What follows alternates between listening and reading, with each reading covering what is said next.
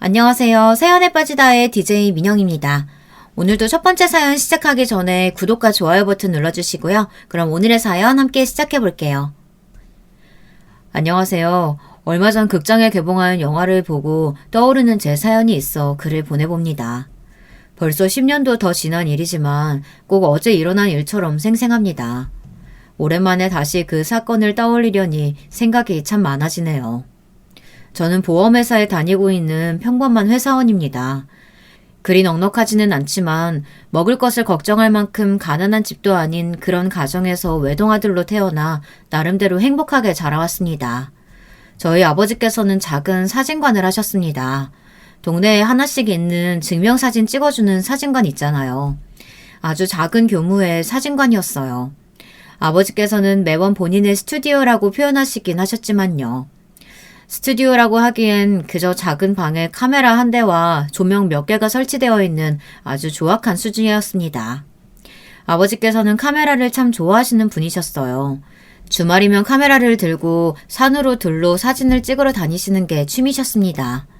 아버지께서는 자연을 정말 너무나 사랑하셨어요. 그 중에서도 산을 특별히 사랑하셨습니다. 아마 생전 아버지께서는 몇백 개가 넘는 산을 등반해 보셨을 겁니다.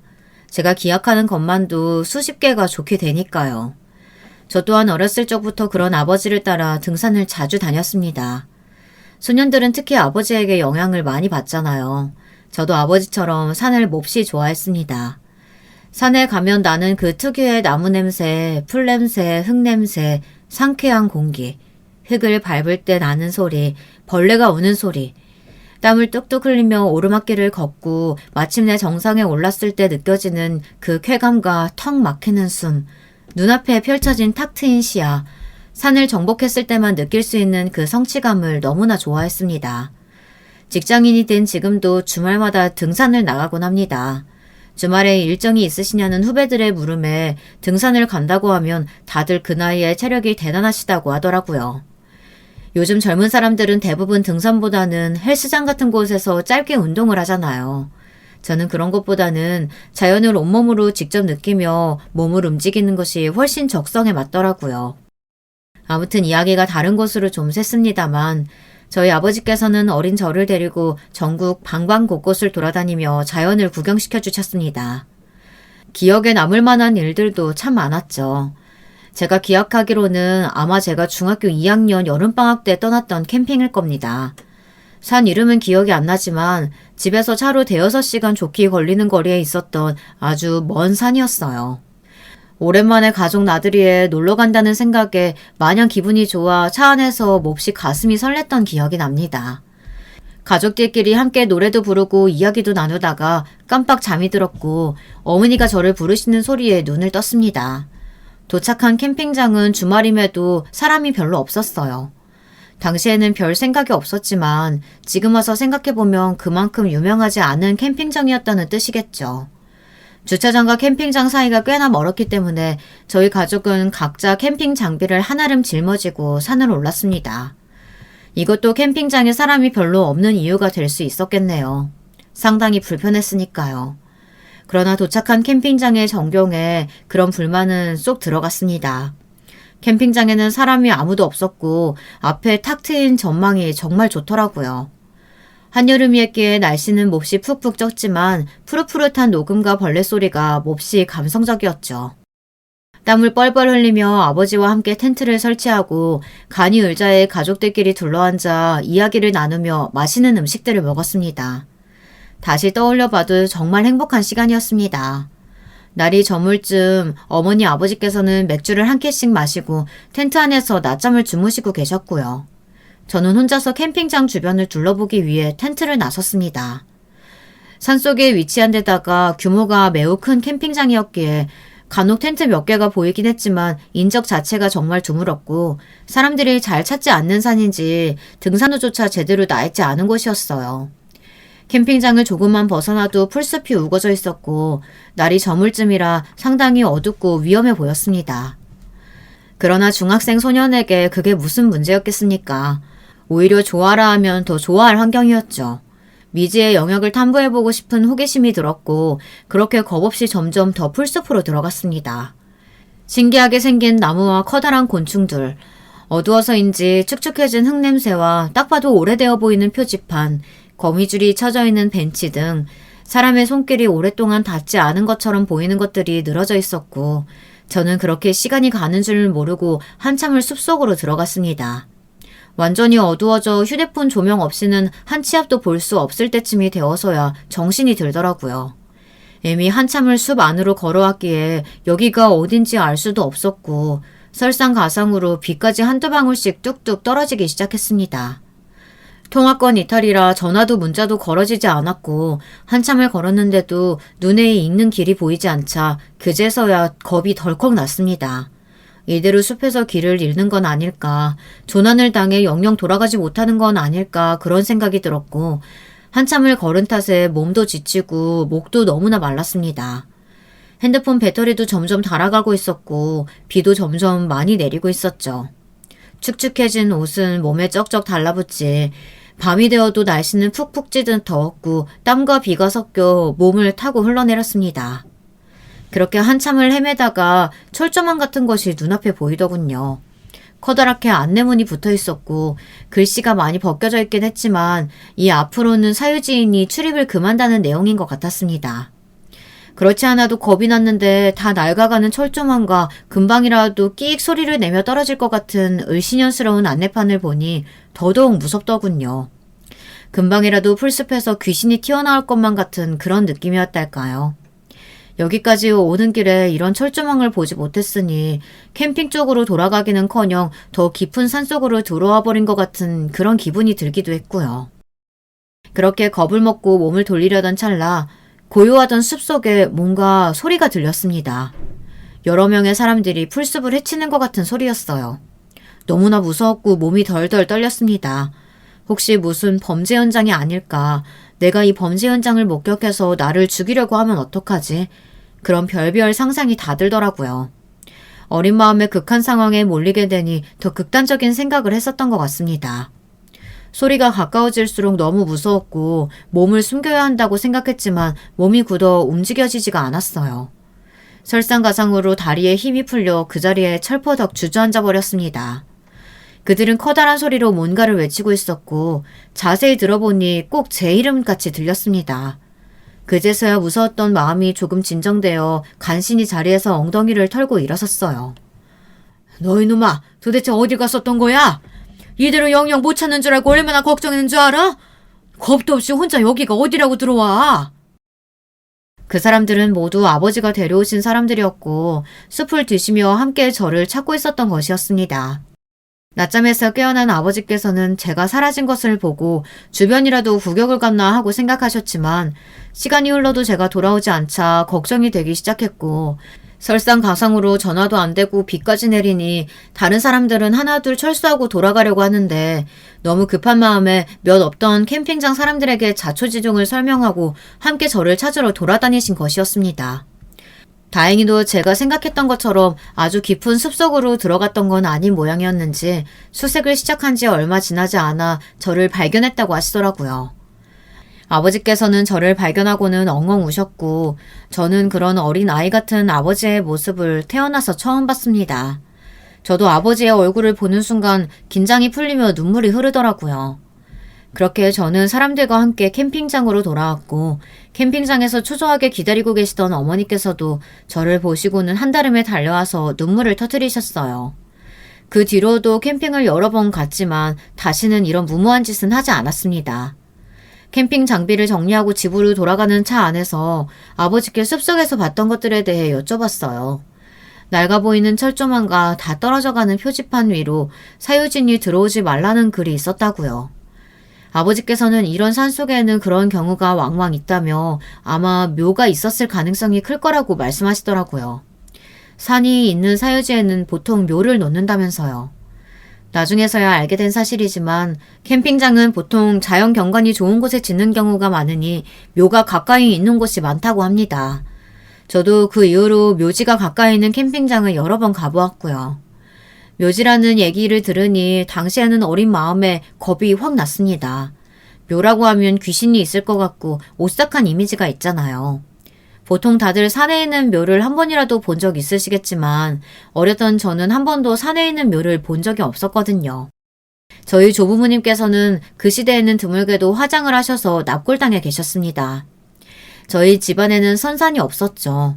제가 묘지가 무섭다고 말하니 아버지께서는 장난스럽게 웃으시며 본인도 나중에 돌아가시면 묘에 사는 귀신이 되어야겠다고 저를 놀리시더라고요. 장난식으로 말씀하시긴 했지만 아버지께서는 항상 제게 본인은 화장하고 싶지 않다고 꼭 산에 무덤을 만들어 달라고 말씀하셨습니다. 누구보다도 자연을 사랑하시는 분이니 죽어서도 산에 묻히고 싶다면서요. 그렇게 시간이 흘러 저는 성인이 되었고 수도권에 있는 대학에 진학하게 되어 고향을 떠나 자취를 하며 지내게 되었습니다. 부모님께서는 여전히 고향에서 사진관을 운영하시며 지내고 계셨고 주말마다 두 분이서 등산도 다니고 캠핑도 다니시는 것 같더라고요. 제게 사진을 보내주시며 자랑을 하고는 하셨는데요. 저도 함께 하지는 못했지만 사진을 보며 같이 여행을 다니는 기분이 들었어요. 학교를 다니면서도 저 혼자서 시간을 내서 이곳저곳 여행을 다니기도 했고요.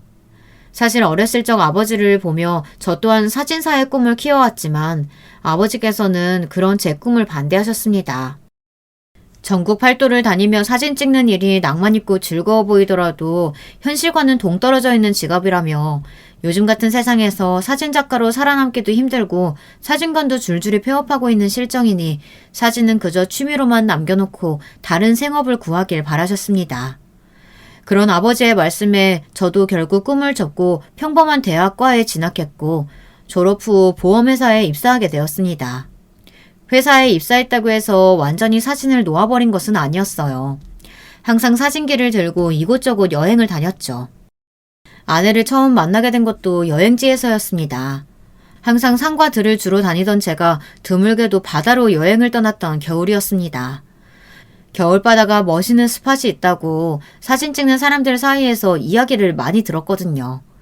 그해 겨울은 제법 날씨가 온화했지만 바닷바람은 참 차더군요. 코끝이 빨개져서 사진을 찍고 있는데 텅텅 빈 해변에 혼자 서 있는 여자가 눈에 들어왔습니다. 바로 아내였죠. 평소 같았으면 그냥 지나쳤을 텐데 이상하게 그날은 먼저 말을 걸고 싶더라고요. 날씨가 참 춥죠. 이렇게 한마디 먼저 말을 건넸고 아내도 멋쩍게 그러게요 하고 답을 해왔습니다. 대화를 시작한 저희 둘은 시간이 가는 줄 모르고 바닷바람을 맞으며 해변을 산책했어요.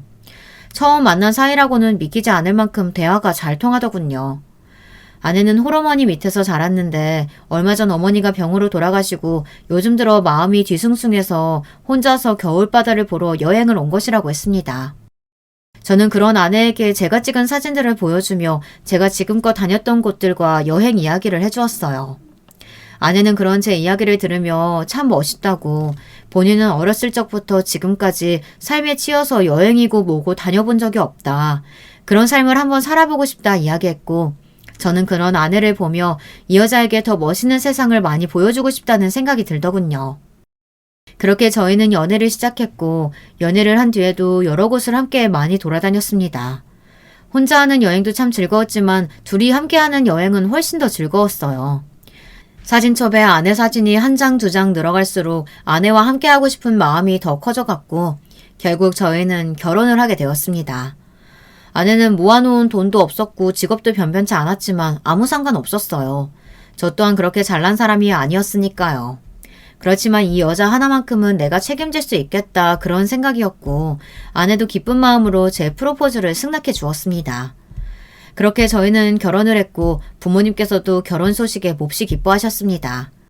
그러나 제가 결혼을 하고 1년이 채 지나기 전에 아버지께서는 건강이 급격히 안 좋아지기 시작하셨어요. 환갑에 가까운 나이에도 혼자 등산을 다니실 만큼 건강하시던 분이 갑작스럽게 쓰러지셨거든요. 아버지의 병명은 간암이었고 너무나 청천벽력 같은 소리였습니다. 아버지께서 술을 참 좋아하시긴 했어요. 그 나이 때 어르신분들 중에 그렇지 않은 분들이 몇이나 있겠습니까마는 아버지께서는 반주가 습관이셨고 한번 마셨다 하면 소주 몇 병은 아무렇지 않게 드시는 분이셨으니까요. 간이 멀쩡한 게 더 이상할 노릇이었습니다.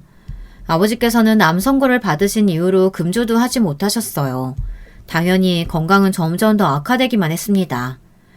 결국 아버지는 한 번 더 쓰러지셨고 더 이상 시골 병원에서는 치료가 어려워 아버지를 모시고 도시로 올라와 큰 병원에 모시게 되었습니다. 아내가 아버지를 간병하며 고생을 참 많이 했습니다. 저는 회사 생활을 했기에 아버지께 신경을 많이 쓰지 못했어요. 아내가 집에서 살림하랴 아버지 간병하랴 많이 애써줬고 그런 아내에게 참 고마운 마음이 컸습니다. 아버지 때문에 고생이 많다, 항상 미안하다는 제 말에 어렸을 적부터 홀어머니 밑에서 자란 아내는 저희 아버지를 친아버지나 다름없이 생각한다며 당신 아버지 간병하는 건데 뭐가 힘드냐 답해주더라고요.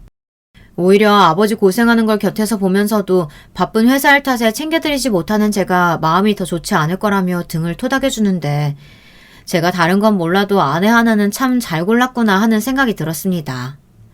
그런 아내에게 더욱 고맙고 미안한 마음에 더 잘해야겠다고 생각해 열심히 영업을 하러 뛰어다녔죠. 그러나 마음과는 다르게 저는 회사에서 그렇게 실적이 좋은 편은 아니었어요. 밤낮을 가리지 않고 영업을 다녔지만 언제나 팀에서 뒤에서 1, 2등을 다투는 실적이었어요. 실적과 연봉이 비례하는 직업인 만큼 벌어오는 수입도 변변찮았습니다. 아버지 병원비와 생활비를 제외하면 저축도 빠듯한 수준이었죠. 나름대로 사람들과도 잘 어울리는 편이었고 자신감 있는 성격이라 말도 잘하는데 이상하게 실적으로 연결되는 일이 드물었고 이 길이 내 길이 아닌가 하는 생각에 몇 번이고 일을 그만두고 다른 일을 시작해볼까 고민을 하기도 했지만 이제 와서 일을 그만둔다고 해봤자 경력을 인정받아 일할 수 있는 곳도 없었으니 당장 제가 일을 그만두면 바로 저희 가족의 생계에 타격이 크다 보니 일을 그만두기가 쉽지가 않더라고요. 그렇게 스트레스는 스트레스대로 받고 돈은 돈대로 못 벌고 하루가 다르게 아버지께서는 건강이 악화되는 나날들이 이어졌습니다. 아버지께서 고생하시는 모습을 가까이서 지켜보려니 마음이 몹시 좋지 않더라고요. 제게는 언제나 태산 같으신 분이었는데 삐쩍 마른 몸으로 각종 기계를 몸에 주렁주렁 달고 계신 모습을 보니 세월이 참 무색했습니다. 아버지께서는 합병증으로 날이 갈수록 몸이 좋지 않아지셨어요. 그렇게 고생하시다가 결국 병세가 악화되어 돌아가시게 되었습니다. 어느 정도 마음의 준비를 하고 맞았던 죽음이라 충격이 크지는 않았지만 그래도 세상 어떤 자식이 부모님의 죽음 앞에서 그리 초연할 수 있겠습니까? 정신없이 장례식이 끝나고 나서야 아버지의 죽음이 좀 실감이 나더라고요. 새벽녘 아버지의 영정사진 앞에서 한참을 울었습니다. 아버지께서 유언으로 남기신 것은 본인의 묘자리를 산에 마련해달라는 것이었습니다. 앞서 말했듯이 저희 집안은 따로 선산이 없었기에 아버지의 묘자리를 알아보기 위해 이곳저곳 주변 지인들에게 물어물어 유명하다는 풍수사를 만나보기도 하고 많은 일들을 했었지만 결국 저의 결정은 다른 곳이었습니다. 생전 아버지가 가장 좋아하시고 자주 가시던 산이었죠. 여기서 이름은 밝히지 않겠습니다만 아무리 명당이네 어쩌네 하더라도 본인이 생전에도 가장 많이 찾았던 곳이니만큼 그곳에 묘자리를 만들어드리고 싶은 마음이었습니다. 그러나 아내는 이왕이면 풍수사가 골라준 좋은 자리에 묘를 만드는 게 좋지 않겠냐. 묘 잘못 세웠다가 안 좋은 일이 일어날 수도 있다며 걱정이었습니다. 물론 이왕이면 풍수지리적으로 좋은 곳에 세우면 좋기야 하겠다마는 묘자리 잘못되었다고 진짜 큰일이 나겠냐며 게다가 본인이 생전에 좋아하시던 곳인데 무슨 문제가 있겠나 싶은 생각에 저는 결국 아버지가 좋아하시던 산 중턱에 적당한 자리를 잡아 아버지의 묘를 모시게 되었습니다. 경치도 너무 좋고 인적도 드문 곳이라 자주 이곳을 찾아 하루 묵으며 사진도 찍고 시간을 보내면 좋을 것 같았죠. 아버지께서도 혼자 계시기보단 자식들이 자주 묘에 찾아오면 좋아하실 테니까요.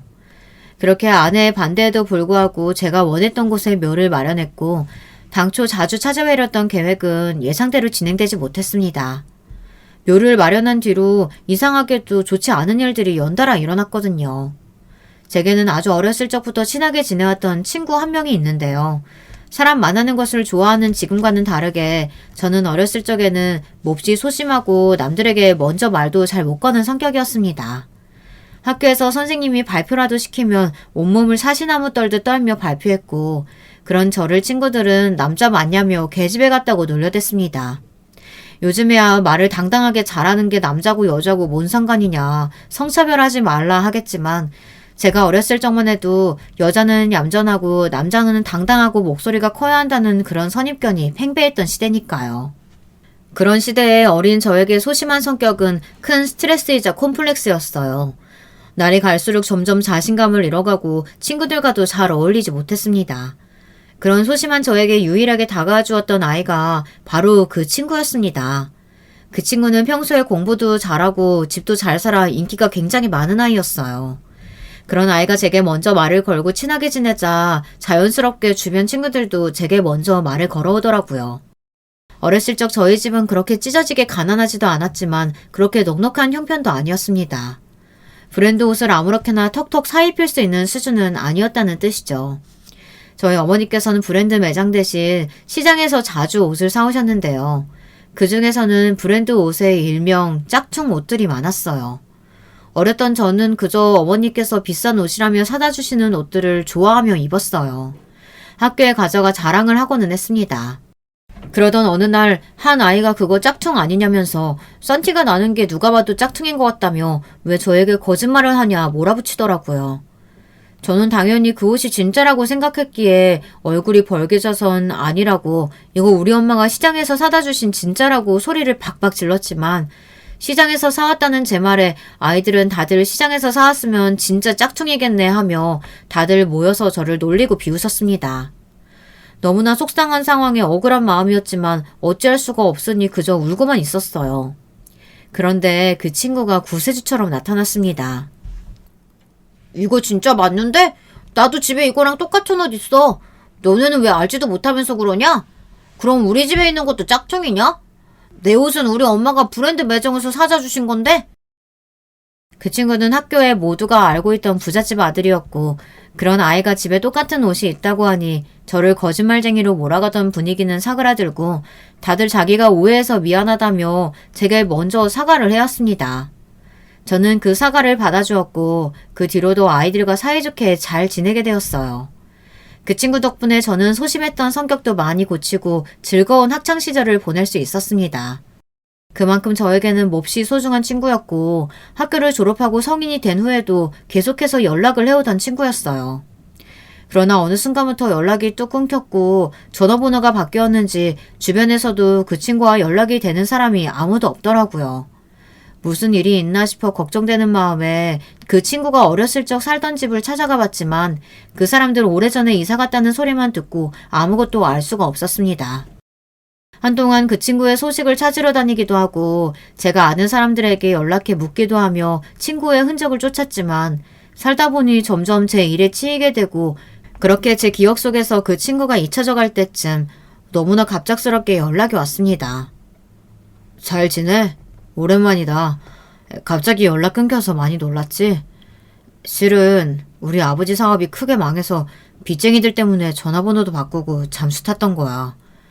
얼마 전에 아버지 돌아가셨다는 이야기 전해 들었다.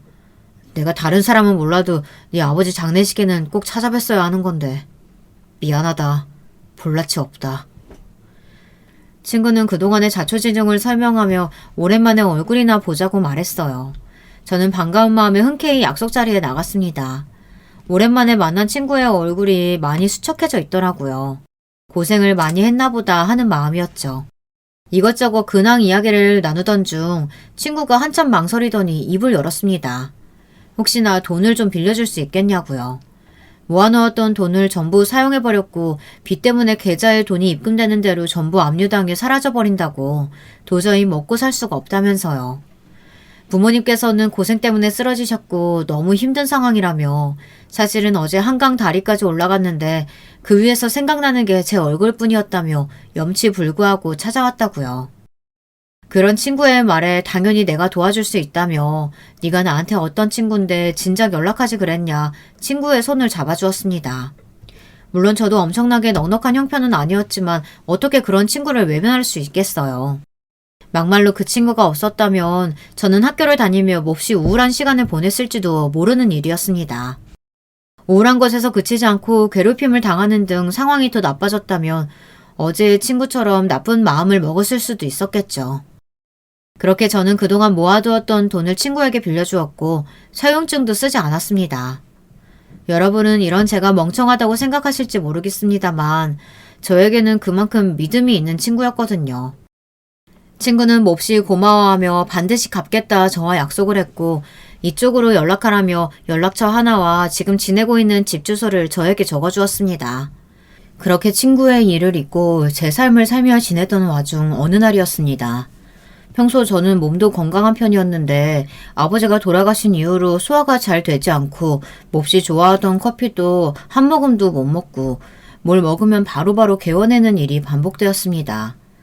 그저 스트레스가 심해서 그런 것이겠거니 이러다 말겠거니 차일피일 넘기다가 어느 날 새벽 극심한 가슴 통증으로 쓰러졌고 병원에서는 스트레스성 위염이라며 상태가 너무 심각하다고 했습니다.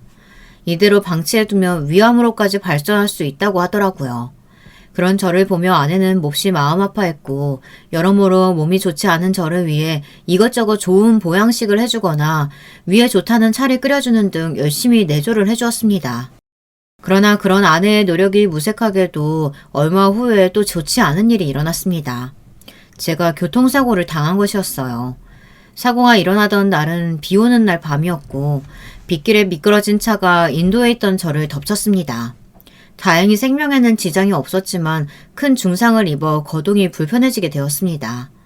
당연히 한동안은 회사에 출근도 할 수 없었고 가정의 유일한 수입원이었던 제가 일을 하지 못하게 되자 벌이가 뚝 끊겼기에 어려웠던 집안 사정은 더더욱 궁핍해지고 있었죠. 상황이 이렇게 되니 문득 친구가 생각이 나더군요. 돈을 빨리 갚으라고 독촉할 것은 아니었지만 어떻게 지내는지 궁금하기도 했습니다. 그러나 제가 받아왔던 연락처로 전화를 걸자 전화기에서는 없는 번호라는 음성이 흘러나왔습니다. 빚쟁이들 때문에 번호를 바꾼 거겠지, 나한테 연락하는 걸 깜빡한 거겠지 하는 마음으로 아내에게 주소를 전해주며 이곳으로 찾아가 보라고 전했습니다. 몸이 불편한 저를 대신해서 아내가 찾아가 본 친구의 주소에는 친구 가족들이 아닌 전혀 다른 사람들이 살고 있었어요.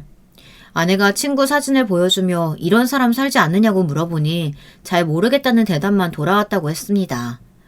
친구는 돈만 받아가고 그대로 사라져 버린 겁니다. 차용증도 써주지 않았고 계좌에 입금을 하면 바로 압류가 된다는 친구의 말에 출금을 해서 현금으로 전달해 주었으니 제가 친구에게 돈을 빌려주었다는 사실을 증명할 수 있는 기록은 아무것도 남아있지 않았습니다.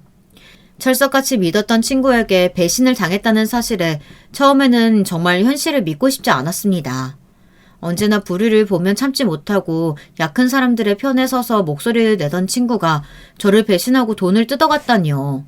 제가 오해한 것이라고 믿고 싶었습니다.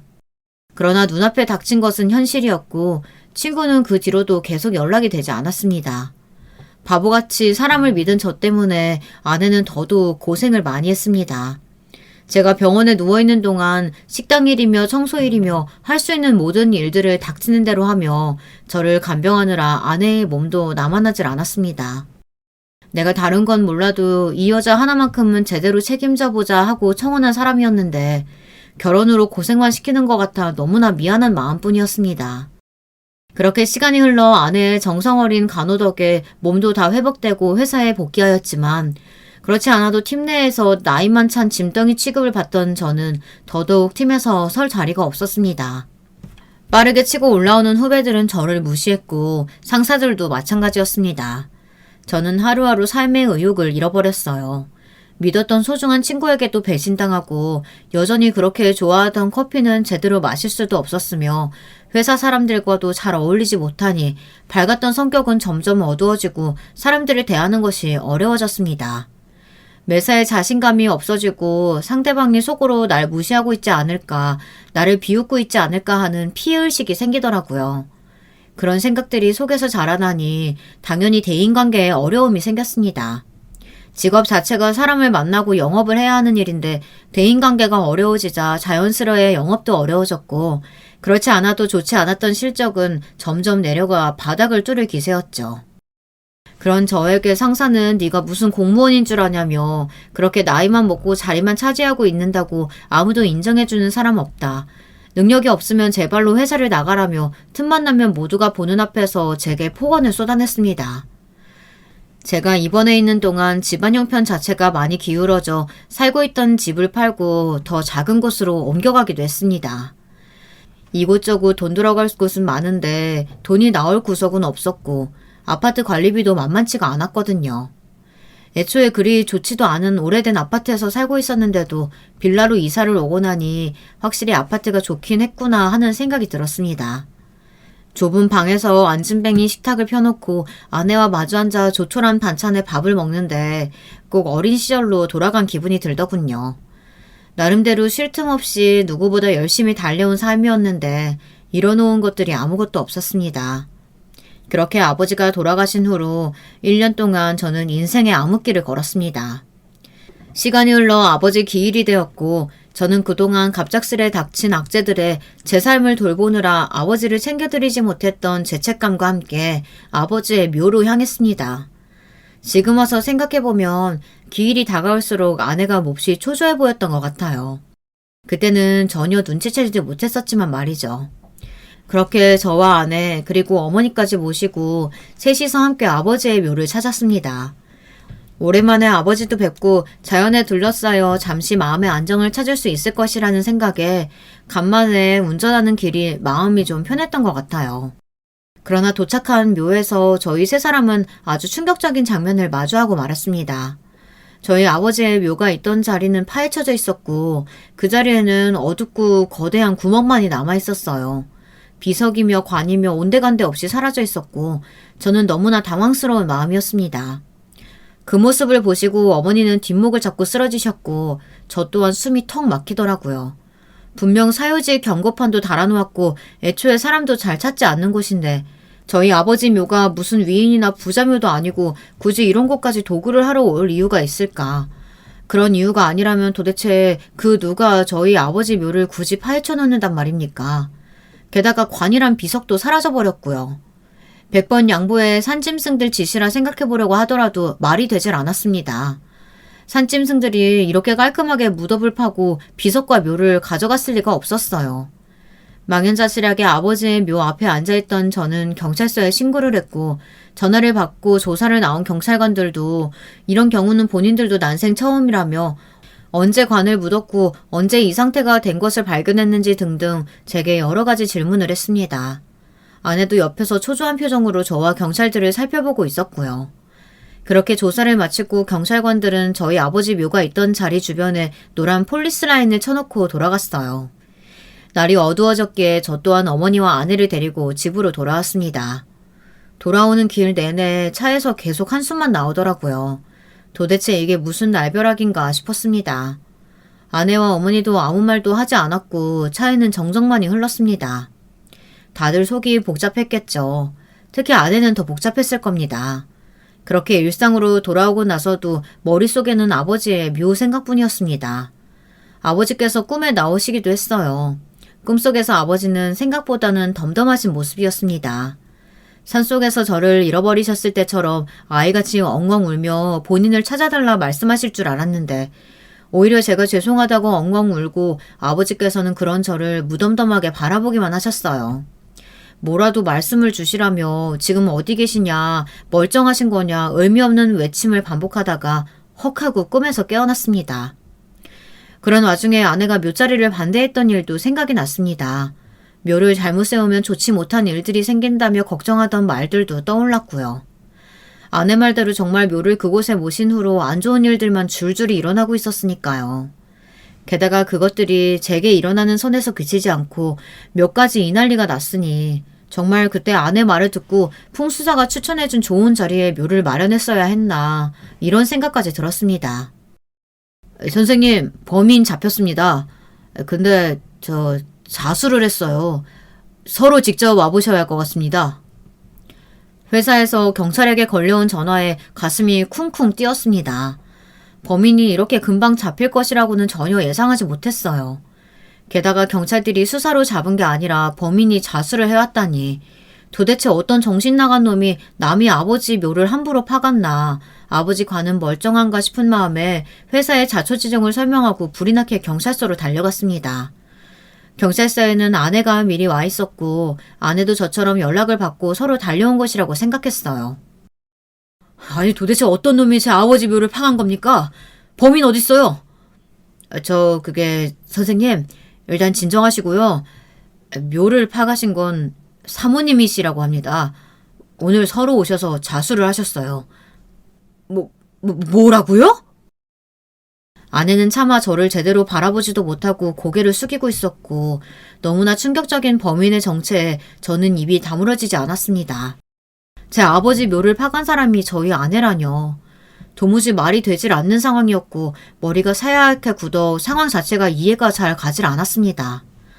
말문이 틀어막혀 한동안 아무 말이 나오지 않았어요. 입에서 튀어나오는 소리라고는 허참하는 감탄사뿐이었죠. 그렇게 한참 동안 자리에 주저앉아 상황을 받아들이기 위해 애썼습니다. 사건의 전말은 이랬습니다.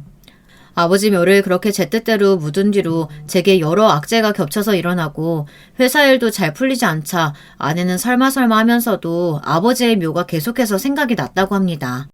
한참을 고민하던 아내는 결국 저 몰래 무당에게 연락해 남편의 일이 잘 풀리지 않는다며 혹시 해결 방법이 있을까 물었다고 했어요.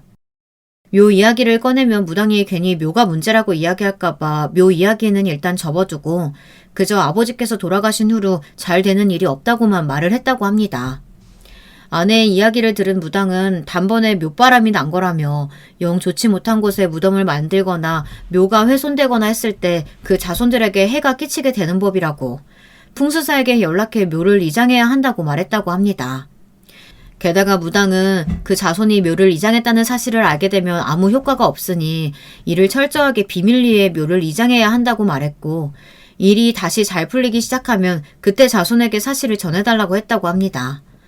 저와 상의 없이 아버지의 묘를 이장해야 한다는 말에 아내는 처음에는 말도 안 되는 일이라고 생각했지만 묘 얘기를 꺼내지도 않았는데 바로 묘바람 얘기를 꺼낸 것하며 하는 이야기를 들어보니 제법 용한 무당인 것 같다는 생각이 들었다고 해요. 게다가 생각해보면 처음부터 저는 꼭 그 자리에 아버지 묘를 두고 싶어 했었고 이제 와서 다시 묘를 옮기자는 얘기를 꺼내봤자 그런 것들은 전부 다 미신이라며 반대할 것이라고 생각이 들었다고 합니다. 결국 그렇게 아내는 저 몰래 풍수사에게 연락해 아버지의 묘를 다른 자리로 이장을 했던 것입니다. 그러나 이장을 했음에도 제 일이 잘 풀릴 기미가 보이지 않았고 오히려 상황이 악화되기만 했습니다. 아내는 무당을 찾아가 따져보기도 했지만 무당은 조금만 기다리라며 원래 바로바로 일이 잘 풀리는 게 아니라는 대답만 내놓았다고 합니다. 일이 잘 풀리기라도 했으면 제게 사실은 아버지 묘를 좋은 곳에 이장했다 털어넣기라도 할 텐데 여전히 상황이 좋지 않으니 그러지도 못하고 전전긍긍 하던 차에 일주년이 되어 제사를 지내러 내려가게 된 것입니다. 아내는 제사 전에 몇 번이고 이야기를 먼저 털어놓으려고 했지만 일이 잘 풀리기 전까지는 절대 자손에게 알려서는 안 된다는 무당의 말이 생각나 차마 입이 떨어지질 않았다고 합니다. 그러나 경찰 조사가 시작되고 범인이 밝혀지는 건 시간 문제라 생각했던 아내는 결국 경찰에게 가서 자수를 했던 것입니다. 아내는 펑펑 울며 제게 미안하다 무릎을 꿇고 사과했어요. 저는 그런 아내를 보며 마음이 너무나 복잡했습니다. 경찰에서는 원한다면 고소도 가능하다고 말했지만 저는 아내를 고소할 마음은 전혀 없었기에 사건은 일단락되었고 그렇게 저는 아내와 함께 집으로 돌아왔습니다. 아버지를 어디로 모셨냐 물어보니 원래 계시던 산 근처의 다른 산으로 모셨다고 하더라고요. 다음날 날이 밝자마자 아내와 함께 아버지의 묘를 이장한 곳으로 향했습니다. 아내의 말대로 아버지가 생전 가장 좋아하시던 산에서 그리 멀리 떨어지지 않은 곳이었어요. 많이 높지 않은 언덕이었지만 앞이 트여 있어 들이 한눈에 내려다 보이는 경치가 좋은 곳이었습니다. 게다가 아버지 묘가 원래 묻혀있던 산도 몹시 잘 보이더라고요. 아버지의 묘 옆에는 웬 앨범 같은 게 놓여 있었습니다. 아내에게 이게 뭐냐고 물어보니 아내는 잠시 망설이다가 대답하더군요. 아버님께서 돌아가시기 얼마 전에 나한테 사용하시던 카메라를 주셨어. 당신한테 직접 전해주고 싶다고 하셨는데 당신이 워낙 바빴었잖아. 본인은 이제 다시는 이 카메라 들고 촬영을 나가시지 못할 것 같다면서 카메라 안에 사진들 많이 들었는데 현상을 못해서 아쉬워하시더라고. 아버지 돌아가시고 정신없어서 당신한테 그 카메라 얘기를 못했었는데 이장을 하고 나니 그게 생각나는 거야. 그래서 늦었지만 이제라도 찍었던 사진들 마음껏 보시라고 현상에서 앨범으로 만들어다 가져다 놓은 거야. 아내의 말을 들으니 눈물이 왈칵 쏟아졌습니다. 솔직히 파헤쳐진 아버지의 묘를 떠올리면 어떻게 나한테 한마디 상의도 없이 아버지의 묘를 함부로 옮길 수 있었는지 아내의 행동이 이해가 되질 않았지만 그럼에도 아내는 결코 나쁜 의도가 없었을 것이란 확신이 들었습니다. 제가 어려웠던 시절에 누구보다도 아버지를 열심히 모셨던 사람은 다름 아닌 제 아내였으니까요. 게다가 이장도 아무 곳이나 골라한 것이 아니고 아내가 직접 이곳저곳 뛰어다니며 여러 풍수사를 만나 산에서 멀리 떨어지지 않은 곳 중에 가장 좋은 곳으로 아버지를 모신 것이었습니다. 게다가 정성스레 사진을 현상에 한 장 한 장 앨범에 끼워 아버지의 묘 앞에 가져다 놓은 이 여자가 어떻게 저한테 해를 끼치려는 사람일 수가 있겠습니까? 그저 내가 못나서 이 여자가 이런 짓까지 하게 만들었구나 하는 생각이 들었고 그렇게 아내를 안고 한참을 울었습니다. 아내는 무당이 시키는 대로 묘까지 이장했지만 좋은 일이 일어나기는커녕 나쁜 일들도 아무것도 해결되지 않았다며 자신이 어리석었다고 다시 원래 아버지가 계시던 곳으로 아버지가 생전 가장 좋아하시던 산으로 자리를 옮기자고 했어요. 그러나 저는 고개를 가로저었습니다. 그곳에 계시는 것보다 여기서 이렇게 그 산을 바라보시는 편이 훨씬 즐거우실 거라면서요. 그리고 정말 신기하게도 무당의 말과는 반대로 제가 아버지의 이장한 묘에 다녀온 이후로 일이 점점 잘 풀리기 시작했습니다. 가장 먼저 연락이 끊겼던 친구에게서 다시 연락이 왔어요. 친구는 그동안 연락을 못해서 미안하다며 빚쟁이들에게 쫓겨 사느라 저한테 연락을 하면 빚쟁이들이 저까지 못 살게 굴까봐 일부러 연락을 끊고 이곳저곳 피해 다니느라 정신이 없었다고 했습니다. 이사도 그동안 10대 번을 넘게 다녔고 처음에는 어떻게 해서든 연락처를 남기려 했지만 무엇보다도 하루빨리 제 돈을 갚는 것이 가장 중요한 일이라고 생각했고 그렇게 친구는 이를 악물고 밤낮으로 일을 해 아버지의 사업을 다시 일으켰다고 했습니다. 지금은 일이 모두 잘 풀려 빚도 다 갚았고 제가 빌려줬던 돈도 원금에서 엄청난 이자까지 얹어서 돌려주려 하더군요. 저는 괜찮다고 이자는 받을 생각 없다고 이제라도 연락 줘서 고맙다. 다시 돌아올 거라고 생각했다. 돈을 잃는 것보다는 너라는 친구를 잃은 것이 더 두려웠다. 친구가 내미는 이자를 한사코 거절했습니다. 그런 제 모습에 친구는 눈물을 터뜨리며 고맙다는 말만 연신 반복했어요. 그리고는 다시 봉투를 제 손에 쥐어주며 제발 이 돈을 받아달라고 그동안 자기 때문에 마음고생 많았을 텐데 저뿐만 아니라 재수씨 생각해서라도 받아달라. 이게 그동안의 내 행동에 대한 면죄부는 되지 않겠지만 조금이라도 마음이 편해질 것 같다며 사정했습니다. 결국 그렇게 빌려줬던 돈은 배가 되어 돌아왔습니다. 게다가 그 이후로 이상하게도 영업을 나가는 족족 모든 곳에서 영업이 성공하여 실적이 눈에 띄게 오르게 되었습니다. 제가 글을 쓰면서도 믿기지 않은 일이지만 그게 실제로 일어나더라고요. 예전에는 번번이 실패했던 계약이 우후죽순 늘어났고 결국 제 꿈이나 다름없었던 이달의 실적왕 자리까지 오르게 되었습니다. 상사는 갑자기 무슨 약이라도 먹었냐며 만년 꼴찌나하던 인간이 실적왕이라니 노력을 많이 했나 보다 하고 드물게도 저를 칭찬해 주었고 묘를 옮긴 효과가 이제서야 나타나는 것인가 하는 생각까지 들 정도였어요. 저는 그런 미신 같은 것은 잘 믿지 않지만 도무지 우연이라고는 믿기지 않은 일들이 연달아 일어났으니까요. 그러나 아내는 묘를 옮겨서 일어난 일이 아니라 원래부터 이렇게 잘 풀릴 일들이었다며 본인이 괜히 조바심을 낸 것 같다고 말했습니다.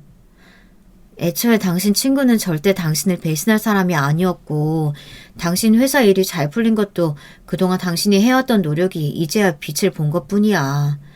묘를 이장한 것과는 아무 관련 없어. 난 다시는 그런 미신 같은 거 믿지 않을 거야. 당신한텐 정말 미안하고 고마운 마음뿐이야. 돌이켜 생각해보면 정말 말도 안 되는 짓이었지. 당신 아버지 묘를 상의도 없이 함부로 옮기다니. 이런 나를 이해하고 받아들여줘서 너무 고마워 여보. 그런 아내의 모습을 보니 저도 더더욱 미안하고 고마운 마음뿐이었습니다. 저희는 그 뒤로도 부부이자 가장 친한 친구 그리고 서로를 믿고 의지하는 동료로 결혼 생활을 보내고 있습니다. 그동안 예쁜 딸들이 둘이나 생겼고 생활도 안정을 찾은 지 오래입니다. 작고 낡은 빌라에서 벗어나 지금은 30평대의 아파트에 살고 있어요. 물론 대출이 많이 남아있긴 하지만요. 이제는 각각 중학생, 초등학생이 된 딸들은 저를 닮아 여행을 참 좋아합니다. 함께 등산이나 캠핑을 나가면 저보다 더 신이 나서 산이며 들이며 뛰어다니곤 해요. 전 그런 아이들의 뒤를 따라다니며 사진을 많이 찍고 있습니다. 제가 어렸을 적에도 저희 아버지께서 제 사진을 참 많이 찍어주셨거든요. 렌즈에 담기는 아이들의 화사한 미소가 얼마나 아름다운지 모릅니다. 나중에 아이들이 컸을 때 이런 사진들이 전부 소중한 추억이 되겠죠. 얼마 전은 아버지의 기일이라 딸들을 데리고 함께 아버지를 보러 다녀오기도 했어요. 아버지를 찾아뵐 때마다 그동안 가족들과 다녀온 여행, 캠핑 사진을 보여드리며 도란도란 이야기를 나눕니다. 더 이상 아버지가 찍으신 사진들로는 앨범을 만들 수 없지만 제가 아버지의 카메라를 이어받아 계속해서 사진을 찍고 있어요. 아버지의 앨범 옆에는 제가 찍은 사진들을 현상한 앨범이 벌써 2개나 더 생겼습니다. 누구보다도 여행을 좋아하셨던 분이시니 제자리에 가만히 계시려면 좀이 좀 쑤실 것 같아서요. 함께 여행을 떠나지는 못해도 제 사진들을 보시며 무료함을 달래셨으면 하는 마음입니다. 앞으로도 딸들 그리고 사랑하는 제 아내와 함께 여행 다니며 앨범을 계속해서 늘려나갈 생각입니다. 그리고 언젠가 제가 눈을 감는 날에는 아버지의 곁에 묻히고 싶어요. 제가 어렸을 적 아버지께서 그러셨던 것처럼 저도 딸들에게 제가 죽으면 꼭 산에 묻어달라는 말을 습관처럼 하고 있네요. 아내는 그런 제게 귀에 닦지 않겠다며 나중에 마음 바뀌어서 화장해달라고 해도 아무 소용없다고 장난스레 웃곤 합니다. 쓰다 보니 이야기가 조금 길어진 것 같네요. 부디 지루한 이야기가 아니었으면 하는 바람입니다. 요즘 들어 날씨가 부쩍 따뜻해졌는데요. 이제 진짜 봄이 오려나 봐요. 다들 봄맞이 잘하시고 환절기 감기 조심하시길 바랍니다. 감사합니다. 여러분, 2번째 사연 시작하기 전에 좋아요, 구독 꼭 눌러주실 거죠? 그럼 2번째 사연 바로 시작합니다. 저희 시댁은 흔히 말해 결혼할 때 정말 제대로 보태준 게 없는 곳이에요. 외려 저희 집에서 해준 것보다 몇 천 더 모자라게 들고 온 집안입니다. 그럴 때도 정말 어찌나 당당했는지 몰라요. 상견례 자리에서 우리 엄마를 아주 불편하게 만들었던 어머니는 그저 내세울 거라곤 본인에게 아직 살아있는 남편이 있다. 딱 그 정도밖에 없었던 것 같네요. 어찌나 우리 엄마를 무시하듯이 말하는지 우리 아빠가 일찍 돌아가신 게 그리 큰 죄가 되는 건가 싶어 어이가 없었어요. 옛말에 여자가 너무 기세게 살면 남자가 못 버티고 일찍 간다는 말이 있더라고요. 저기 우리 영민이네 큰 고모네가 그래요. 뭐 아무튼 수정이네야 그런 건 아니겠지만요. 하여간 여자 혼자서 자식 키우랴 집 짓고 살랴 고생 많이 하셨네요. 말이야 이렇게 대단한 한투로 말했지만 저희 엄마가 뭐 바보도 아니고 그 너머의 속내를 모르겠나요? 듣고 보니까 너무 괘씸하기도 했지만 상견례 자리에서 뭘 어쩔 수가 없었어요. 엄마도 들어주고 하던 중에 한마디 받아치더라고요. 사실 제일 큰 한방이기도 했고 그 말을 들은 어머니와 아버님 모두 당황해서 서로 얼굴을 마주보셨어요. 네네, 그건 일단 됐고 그럼 저기 영민군이 말씀 안 드렸던가요?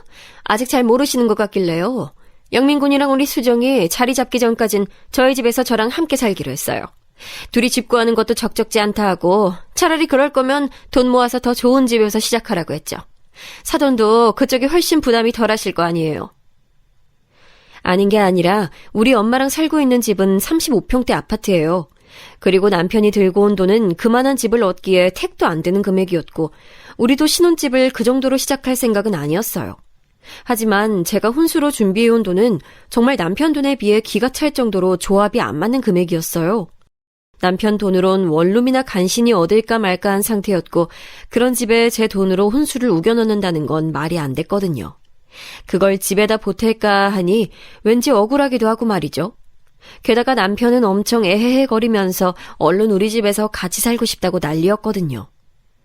나 말이야, 지금 살고 있는 집 내 방은 너무 좁거든?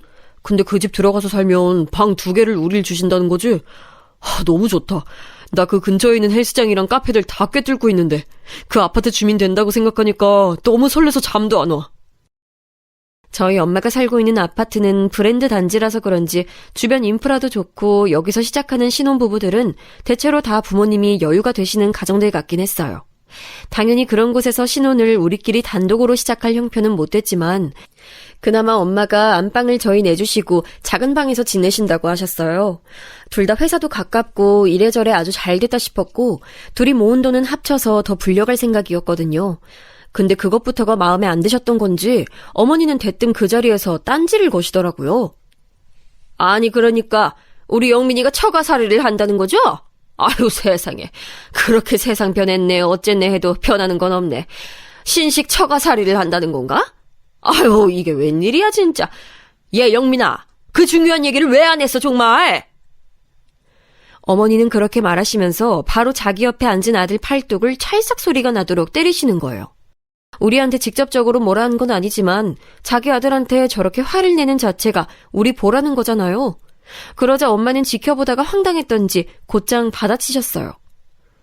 저야 애들 좋으라고 돈들 모아서 얼른 지들 원하는 환경으로 나가라고 집 내준 거예요. 저라고 뭐 아쉬울 건 없죠. 사돈이 그렇게 안 내키신다면 둘이서 살 집 이참에 다시 알아보시던가요. 제 말이 떨어지는 것과 동시에 아버님은 인상을 찌푸리시더니 어머니한테 뭐라 하시는 거예요. 아니 길게도 아니고 얼마만이잖아. 당장 영민이 집을 어떻게 해줘. 당신은 좀 가만히 있어 좀.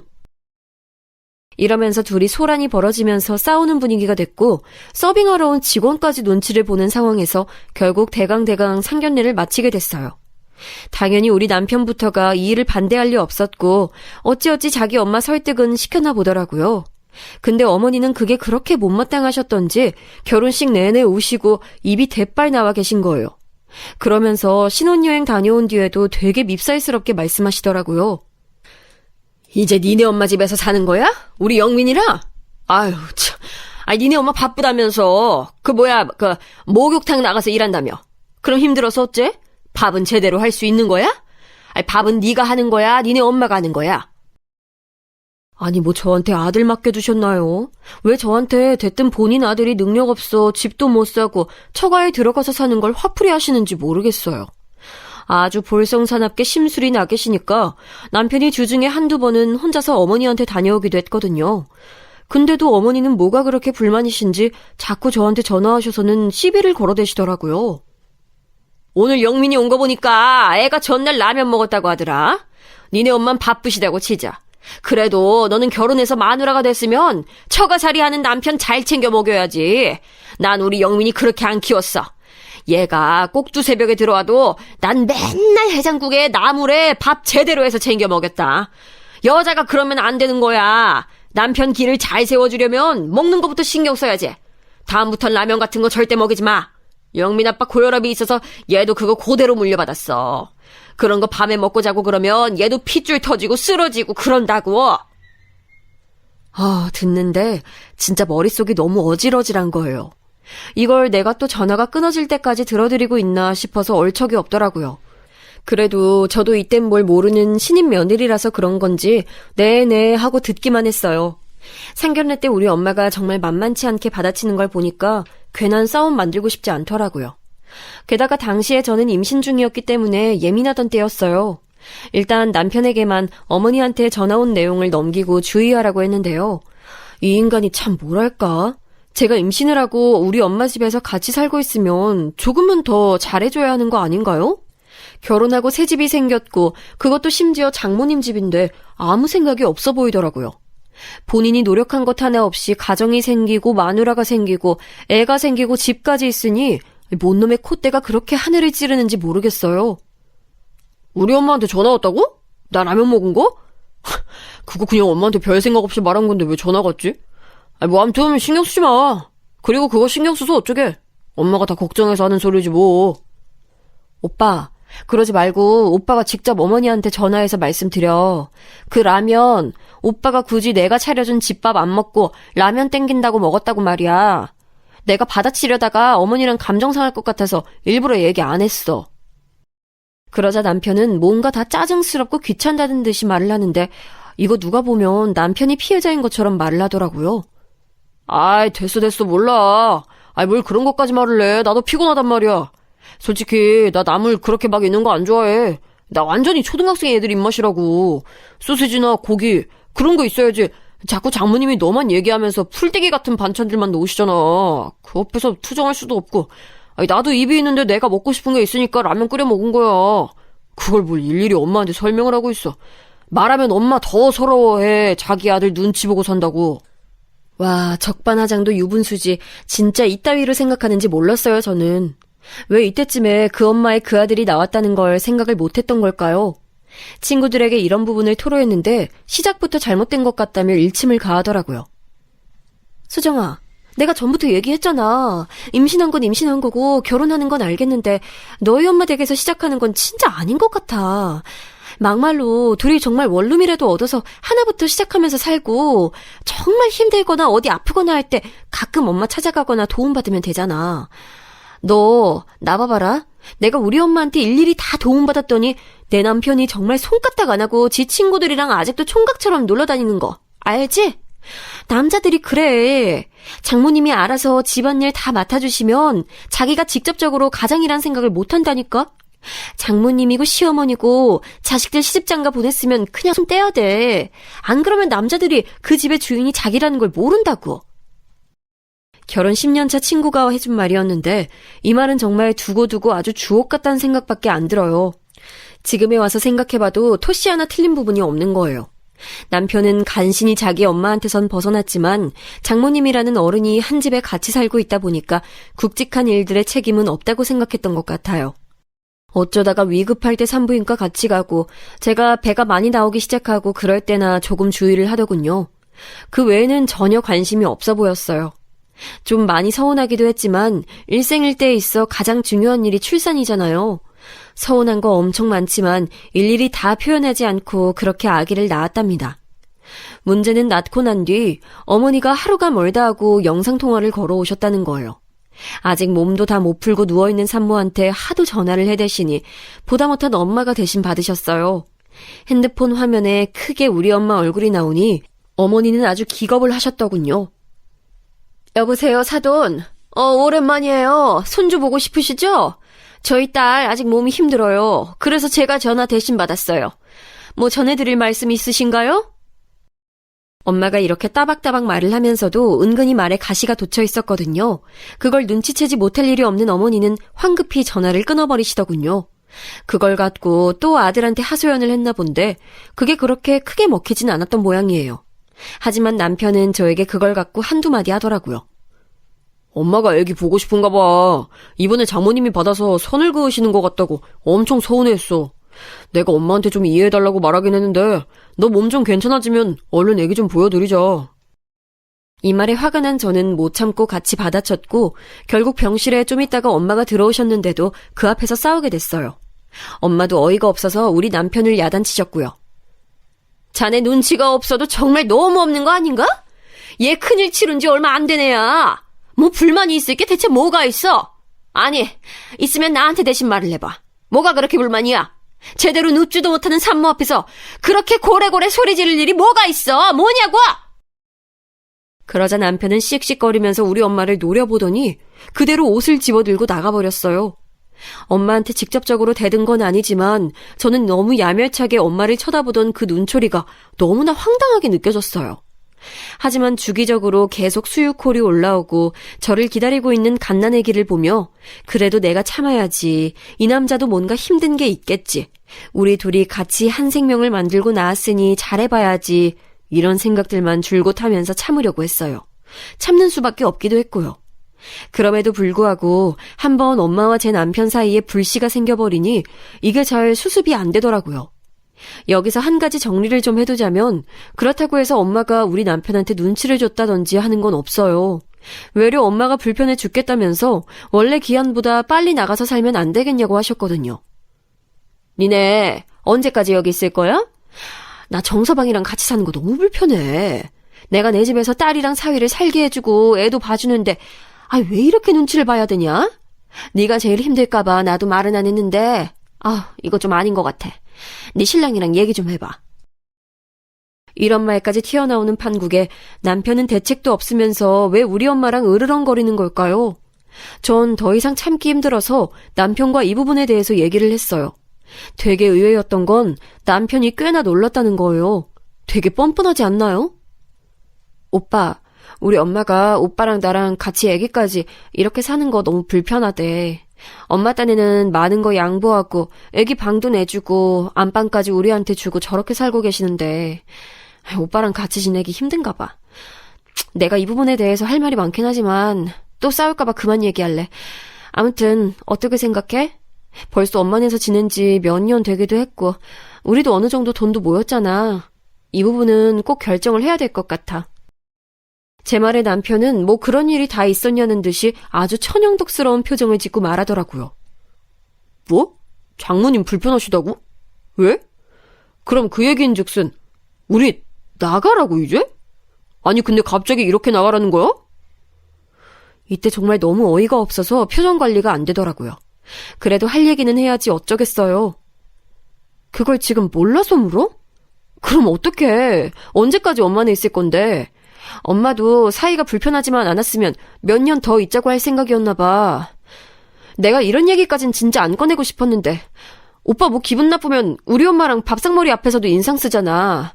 설거지하는 것도 막 탕탕거리면서 하고 어른이 차려주신 밥상에서 깨작깨작거리고 인사도 안 하고 애기도 우리 엄마가 안고 있으면 오빠는 그대로 들어가서 자버리고 이게 뭐 하는 거냐고.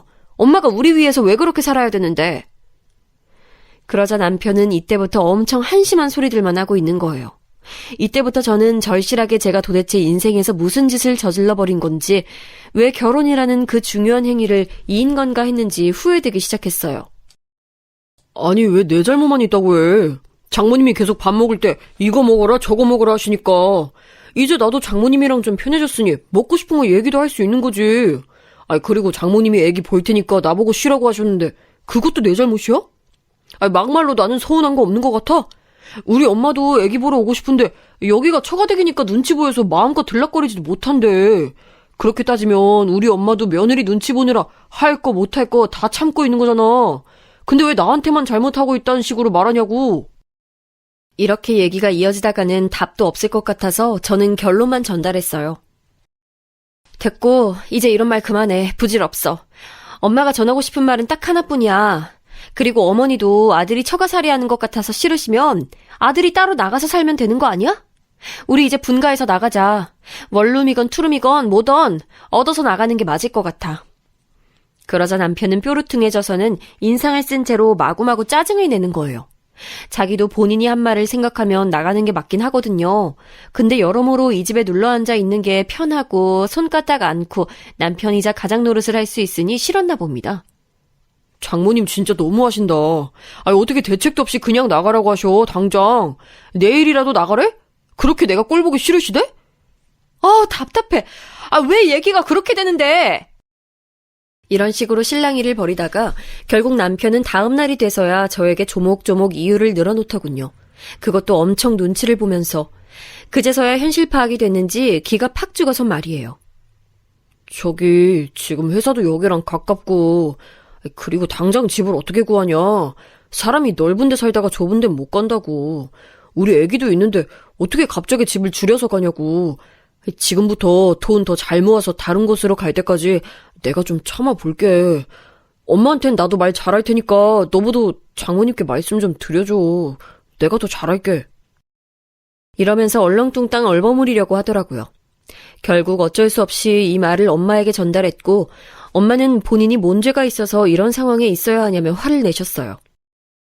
아이고 그놈의 자식이 뭔지. 아니 내가 왜 사위놈 눈치까지 봐가면서 내 집 내주고 눈치를 봐야 되냐? 아휴 하여간 정서방 나 계속 지켜보고 있을 거야. 신경 쓰이게 하면 곧장 나가라고 할 거야. 지네 엄마한테도 전화해서 난리칠 거니까 그렇게 하려고 해. 엄마는 말은 그렇게 하면서도 딸인 제가 남편과의 관계가 나빠질까봐 집에서는 한마디도 내색하지 않았어요. 그러면서 불편하니 근처 이모네 가서 실컷 사위욕도 하고 밥도 먹고 오고 그렇게 풀더라고요. 무튼 저는 다양한 부분에서 엄마에게 미안한 게 너무 많았고 이런 분위기를 좀 잘 풀어보고 싶었어요. 그 와중에 엄마의 생신이었는데 엄마는 일생을 혼자 저를 키워오느라 제주도도 가본 적이 없거든요. 그런 엄마가 새삼 안타깝게 느껴졌던 거로 제가 해외여행을 계획하게 됐습니다. 장소는 베트남 나트랑이었어요. 많은 분들이 여기를 휴양지로 삼아서 놀러간다던데 다소 복잡한 동남아 지역들 중에서도 나트랑평은 괜찮더라고요. 가족들끼리 단체로들 많이 간다고 하니 저도 열심히 알아봤어요. 사실 맘 같아선 엄마랑 저 애기만 셋이 가고 싶었지만 그래도 엄연히 같이 살고 있는 가족인 남편을 뺄 순 없으니까요. 남편도 우리 엄마의 선전포고 이후로 눈치가 보였는지 이때는 비위를 좀 맞추는 분위기였답니다. 하지만 문제는 어머니였어요. 뭔가 촉이라도 있었던 건지 몰라도 이상하게 어머니가 저희가 여행을 갔던 첫날부터 계속해서 전화를 걸어대시는 거예요. 영상통화로 바꿔서 애기 얼굴 보여달라는 둥 평소 하지도 않던 주문들을 하시길래 좀 이상하게 느껴졌어요. 결국 대화한 지 얼마 안 돼요. 제 딴엔 뭐 나쁜 짓을 한 것도 아니고 그냥 당당하게 말을 했는데요. 그게 어머니 기준에서는 아주 용서할 수 없는 나쁜 짓이었나 봅니다. 아주 불같이 화를 내시는 거예요, 글쎄. 저 어머니, 사실 지금 여기 베트남이에요. 저희 해외여행 왔어요. 엄마 생신이셔서 애기랑 남편이랑 저희 엄마랑 다 같이 여기 놀러와 있어요. 뭐 급한 일 있으신 건 아니죠? 돌아가서 다시 연락드릴게요. 이렇게 말씀을 드리고 전화를 끊으려는데 어머니는 걷다 대고 마구마구 소리를 질러대시는 거예요. 리조트에 누워서 평화롭게 얘기를 재우고 있던 차에 어머니 목소리에 기겁해서 얼른 뛰어나왔어요. 뭐 어디를 가? 베트남? 아이고 니네들 팔자 좋다 아주. 돈 없어서 죽겠다 소리를 하더니 나라가 이렇게 어려운 때 이게 무슨 낭비야. 정신이 있는 거야 없는 거야? 아니, 아무리 생각해도 어머니가 선택한 단어의 오류가 정말 너무 많지 않나요? 돈 없어서 힘들단 소리를 한 적도 없었고 나라가 어려운 때라니 이건 또 무슨 말인지 모르겠어요. 어머니도 저희보다 두어 달 전쯤 본인 친구들이랑 일본 여행 갔다 오셨거든요. 그때 용돈 필요하다고 대놓고 요구하셔서 남편이 거의 달래듯이 어머니한테 100만 원 드렸던 게 기억나요. 아마 돈 없어서 이 정도밖에 못 드린단 말은 남편이 했었을 것 같아요. 무튼 본인이 왔다 갔다 한 건 당연한 일이고 우리가 엄마 모시고 온 건 낭비라니요. 이 좋은 곳에 여행 와서 숨 돌리려던 차에 어머니 전화에 정말 가슴에 돌덩어리가 크게 떨어진 기분이 들었어요. 저기 어머니, 다른 게 아니라 저희 엄마 생신이셔서 그 기념으로 온 거예요. 왜 이렇게 화가 나신 거예요? 저 솔직히 이해가 너무 안 돼요. 제 이런 반응에 어머니는 그것도 그렇게 괘씸하셨던지 당장 본인 아들을 바꾸라는 거예요. 전 한숨을 팍팍 쉬면서 남편을 불렀고 당황한 얼굴로 뛰어온 남편이 전화를 받았어요. 엄마 왜 그렇게 화를 내는데? 아이 진짜 그렇게 화낼 일은 아니잖아. 남편조차 수습이 어려운 상태였고 결국 이런 분위기에서 멍하니 있던 우리 가족들은 모두 여행 기분을 망친 상태였어요. 이때 엄마를 슬쩍 보니 표정이 보통 화가 나 있는 게 아니었고 하여간 여러모로 짜증이 나는 거예요. 이걸 갖고 남편한테 말해봤자 돌아오는 대답은 딱히 시원할 리가 없었고요. 심지어 정말 기함할 일이었던 것은 4박 5일 일정 중 어머니는 정말 하루도 안 빼놓고 전화를 걸어대셨다는 거예요. 기어이 제가 3일째부터는 전화를 뒤집어 놓고 일부러 받지 않았어요. 그랬더니 남편한테 전화를 걸어서는 세상 불효자 아들한테 무슨 고려장이라도 당한 마냥 그렇게 곡소리를 해대는 거예요. 저한테 직접적으로 들리진 않았지만 수화기 너머로 들려오는 소리는 뻔하고 뻔했죠. 아이 진짜 엄마, 우리 온 지 지금 며칠 안 됐어. 그리고 내일 모레 갈 거라고. 그만 좀 전화해. 뭐 대단한 사고라도 친 줄 알겠네 정말. 이렇게 전화를 해서 본인 아들이랑도 싸워대고 저희가 돌아가서 다시 전화를 드렸을 때도 여전히 노발대발하면서 썩을 내시더라고요. 저희 여행은 어땠냐고요? 물어보나 마나 정말 그때 엄마 생신을 그렇게 보내게 될 줄 누가 알았겠냐고요. 어머니는 저희가 돈 낭비를 했다고 하지만 저희 돈도 돈이고 엄마도 보태셨단 말이에요. 나트랑에서 묵는 리조트랑 그 외 마사지 받는 곳들 등 엄마가 크게 쏜다면서 저희에게 경비를 보태셨어요. 아무리 생일이라지만 그 정도는 본인도 기분 내고 싶다면서 말이에요. 저희 엄마 평생 해외여행 한 번도 안 가봤고 그 한 풀어보고 소원 성취한다고 그렇게 돈을 쓰신 거란 말이죠. 근데 그걸 갖다 그렇게 뭉개버리는 게 어딨어요. 여행 가 있던 4박 5일 내내 애도 예민해져서 밤새 울기도 하고 정말 엉망진창이었어요. 이때 저희 가족은 누구 하나라도 잘못 건드리면 정말 터지기 일보 직전인 상태였고요. 다들 풍선마냥 볼이 빵빵해져서 잔뜩 인상을 쓰고 있었다고요. 이때 가이드가 찍어준 사진이 있는데 진짜 하도 어거지로들 웃고 있었고 엄마 생일 케이크 불 때나 겨우 웃었던 것 같아요. 날도 덥고 습하고 비도 오고 날씨도 잘못 맞췄다 싶은데 어머니 전화까지 매일 모닝콜 마냥 저렇게 울려대니 진짜 미치겠더라고요. 돌아오는 날 인천공항 도착했을 때 저한테도 전화가 또 걸려온 걸 보고 전 급기야는 차 조수석에다가 전화기를 던져버릴 정도였어요. 엄마는 저한테 그냥 몸이 안 좋다면서 얼른 집에 가서 쉬고 싶다고 하셨고 진짜 전 울음이 쏟아져 나올 지경이더라고요. 아니, 우리 엄마 생신을 제가 왜 시어머니를 등에 업고 이렇게 눈치를 봐야 하나요? 돌아와서 남편이 어머니랑 대판하신 것 같은데 그래서인지 저한테 한동안 연락은 안 왔어요. 하지만 시어머니들은 그렇게 쉽게 변하지 않더라고요. 자기 아들이 좀 난리치니까 그때만 슬쩍 눈치 봐놓고 나중에 시간 지나니까 또 금세 잊고 시어머니 노릇하려고 드는 거예요.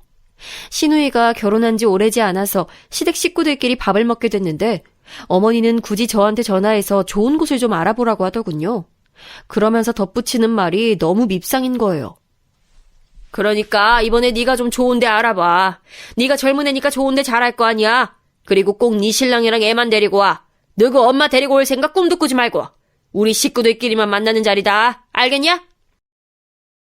정말 어머니에 대해서는 어디까지 제가 참아줘야 덜 놀랄 수 있는 건지 감도 안 잡히더라고요. 시댁 식구 모임에 친정엄마를 데리고 가는 며느리가 어딨다고 저딴 말을 하시는지 너무 어이가 없는 거예요. 그래놓고들 다 같이 한자리에 만났고 결국 이때 식사 자리도 저한테 실컷 시켜대시더니 본인 딸인 시누이가 정해둔 레스토랑에서 밥을 먹게 됐어요.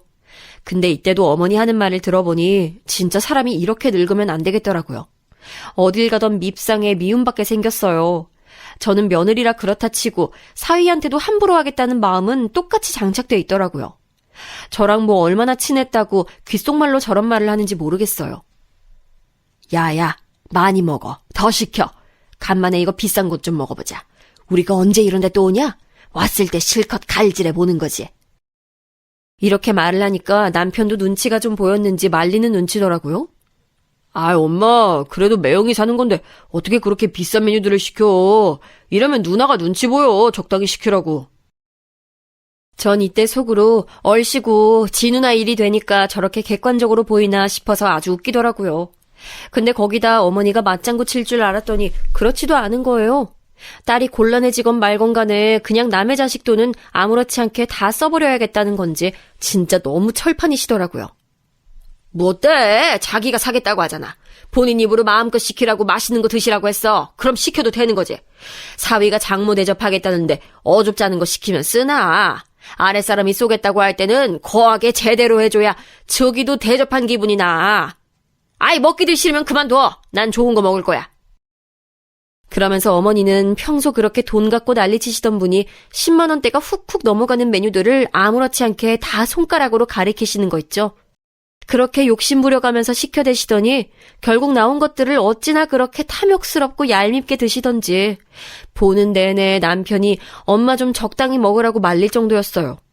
신우도 얼굴이 벌개져서는 남편 보기 부끄럽게 왜 그러냐고 약간 짜증을 낼 정도였고요. 하여간 어머니는 저렇게 자기 자식들 아니 그것도 아니에요. 그냥 본인 이득만 중요시하는 분이었어요. 아버님이 창피하다고 옆에서 뭐라고 해도 같이 드세게 싸우려고만 하고 조금도 다른 가족들을 생각지 않는 분이었죠. 그런데 또 다른 문제가 터지고 말았으니 바로 명절 때 시댁에서 모였던 날이었던 것 같아요. 이날 어머니가 계속해서 자기 딸 보고 가라고 하면서 우리를 붙잡고 놔주질 않는 거예요. 그러면서 덧붙이는 말이 정말 재밌으시더군요. 니네 또 네 엄마랑 다 같이 우리 몰래 여행 가려고 그러는 거지? 그러는 거 아니야. 나이 먹은 어른 속이고 그렇게 네 집만 챙기면 벌 받는다 너. 빨리 집 가서 뭐 하려고? 어? 이런 말을 계속하면서 집에 가기만 해보라는 어투로 울음장을 놓으시는 거예요. 진짜 환갑이 넘으신 분이 왜 이렇게 유치하게 구시는 건지 정말 이해가 안 가더라고요. 그리고 이때 우리 애도 엄청 보채고 먹는 것도 거부하고 기저귀도 버려서 씻기고 하다 보니 정말 정신이 하나도 없었어요. 그리고 제 딴에는 남편한테 이런저런 말들을 했었거든요. 근데 이게 그렇게 문제되는 말인가요? 오빠, 저기 가서 수건 좀 갖다 줘. 그거. 그리고 젖병 물에 한번 헹궈주고 내가 씻어 놓은 거야. 거기 주전자 있지? 그럼 물 좀 끓여주라. 얘 바로 분유 먹여야 될 것 같아. 정말 아무리 생각해도 제가 한 말은 이 정도밖에 없거든요. 하지만 어머니는 이때 그 모습을 아주 눈여겨보고 계셨다가 그렇게 죽일 듯이 못 참을 만큼 분노가 치밀어 오르셨나 봐요.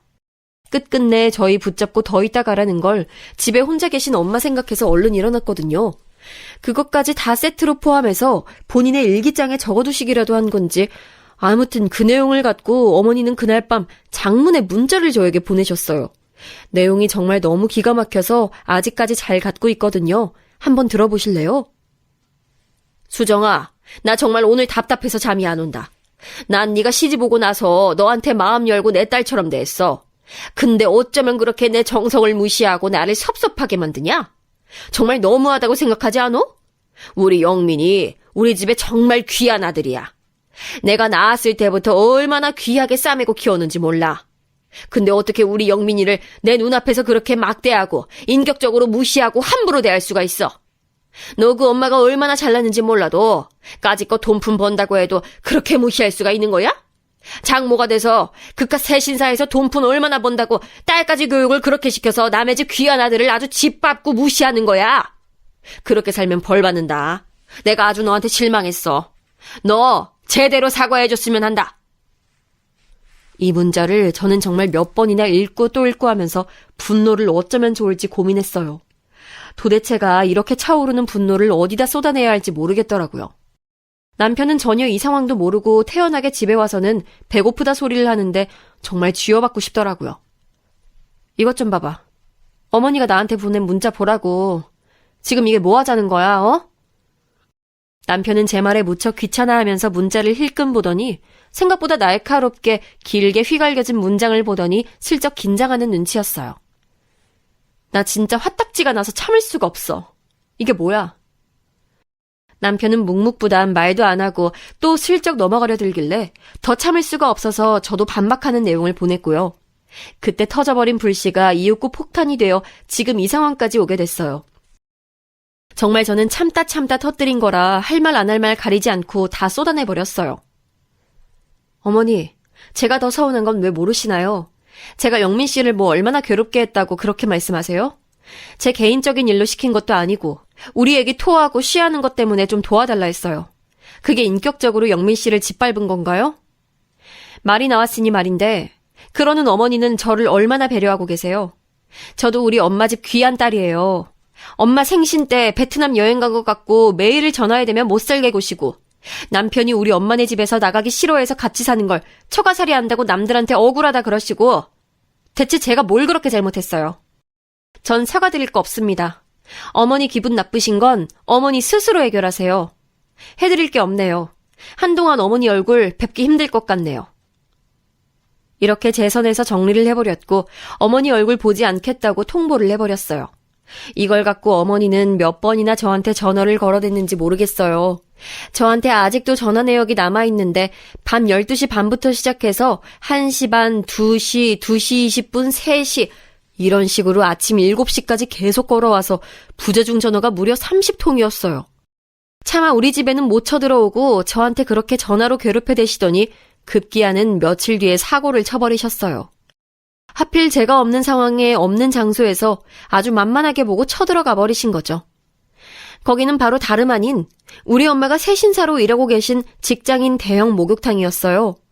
여기랑 저희 시댁이랑 그리 거리가 멀지 않고 다들 뻔히는 알고는 있었지만 어머니는 맨날 어떻게 사돈네 일하는 곳에 가냐며 안 간다고 괜히 빈정거리셨었거든요. 근데 그날 아주 쌍심지를 키고 제대로 한판할 준비를 해가지고 우리 엄마를 찾아갔던 거예요. 엄마는 저한테 얘기를 듣기도 했던 터라 좀 얼떨떨한 표정으로 일단 인사는 하셨나 봐요. 아, 오셨어요, 사돈. 오랜만이네요. 엄마는 그렇게 말하고도 불쾌하고 불안해서 슬쩍 자리를 피하려는데 어머니가 어딜 가냐면서 붙잡았나 봐요. 이것도 너무 웃기지 않나요? 무튼 엄마도 부르니까 잡혀주기는 했는데 자기 세신을 해달라면서 막무가내로 부탁을 했다는 거예요. 그것도 이따위로 말하면서 말이죠. 어디 잘난 사돈, 돈 많이 벌고 잘나가는 사돈 손에 그 대단한 세신 좀 받아봅시다. 아, 왜 안 해줘요? 명색이 사돈인데. 내가 그 집 사위 엄마잖아. 얼른 해줘요. 이렇게 막무가내로 막 밀어붙이니 엄마도 매우 곤란했던 것 같아요. 마침 타이밍이 막 안 좋았던 건 아니어서 엄마도 아주 떨떠름한 상태로 들어오라곤 했다더군요. 근데 뭐 정말 받을 생각은 없었던 건지 그냥 팔짱 끼고 서서는 계속 엄마한테 시비를 걸어댔었나 봐요. 뭐 어쩜 그렇게 몰지각하고 바보 같은 건지 참. 얘기를 다시 정리하면서 또 화가 나려고 하네요. 엄마가 불쾌한 걸 참고 말을 걸었는데도 냅다 무시를 했나 봐요. 사돈 셋이나 하신다면서요. 안 누우세요? 아니 내가 눕고 싶을 때 누울 거예요. 닥달하지 마요. 뭐라고요?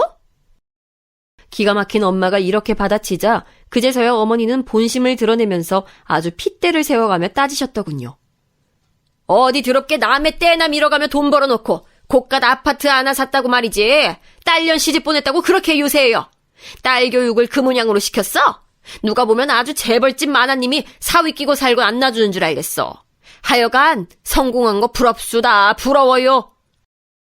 여기까지 저는 제정신으로 듣기 힘들어 혈압이 최고조로 올라가는 순간 우리 엄마가 제 혈압이 더 오르는 걸 멈춰줬어요. 그나마 이때 엄마가 제대로 반격을 날리셨다는 거예요. 뭐? 엄마가 그래서 어떻게 했는데? 이때 제가 물으니 엄마가 갑자기 찡그리던 인상을 갑자기 풀고는 고개가 넘어가게 막 낄낄거리면서 웃는 거예요. 야, 내가 너무 화딱지가 나서 어디 남의 집 귀한 딸한테 년년거리냐면서 물을 끼얹었어. 뭐 어쩔 것도 없이 옆에 뜨신 물 있으니까 어떡하냐. 일부러 뜨거운 거 처맞으라고 끼얹은 게 아니라 그냥 입 다물라고 물 쏟아부은 건데 그게 뜨거운 물이었던 거지. 엄마 말 맞다나 어머니는 그 방정맞은 입을 놀려댄 대가로 그 자리에서 뜨거운 물 한 바가지 세례를 받으셨다고 합니다. 그러면서 엄마가 곧장 욕탕 안에서 소리를 질러가지고 옆에 있던 새신사 아줌마들까지 오고 난리도 아니었대요. 남의 집 딸한테 왜 연연거려 이년아. 이 쬐깐한 년이. 아가리 함부로 놀리지 말고 꺼져. 엄마도 애지간해서 저런 말을 쓸 리가 없는데 보통 화가 난 게 아니었던 거예요. 그동안 사위인 정서방 봐서 저를 봐서 참고 사돈한테 쓴말 안 하고 살았는데 일하는 곳까지 찾아와서 행패를 부리고 딸욕을 해대니 엄마도 확 돌아버린 거죠.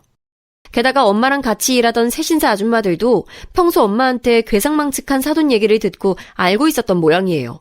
그러니 다들 한마디씩 얹었다고 합니다. 아이고, 호랑이 굴에 들어와도 유분수지. 어떻게 겁도 없이 사돈이라는 곳에 와서 이렇게 깽판을 쳐.